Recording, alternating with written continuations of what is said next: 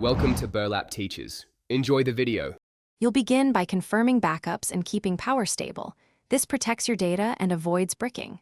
Once done, make sure the Nest Hub stays plugged in and connected to Wi-Fi. Now locate the physical controls on the back, note the volume up and down, and the microphone mute switch.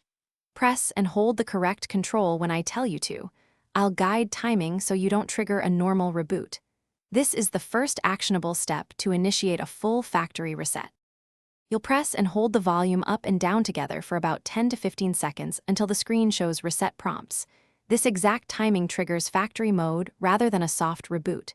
When you see the confirmation, tap or swipe to approve. This erases local settings and unlinks accounts.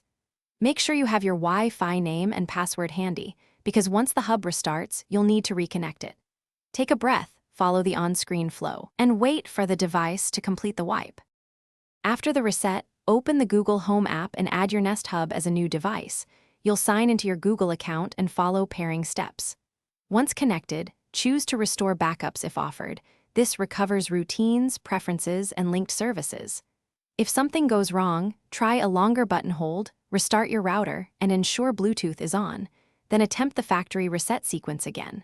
If the hub still fails to set up, note any error codes and retry after fully power cycling both router and hub. Thanks for watching. Consider subscribing if this video helped you.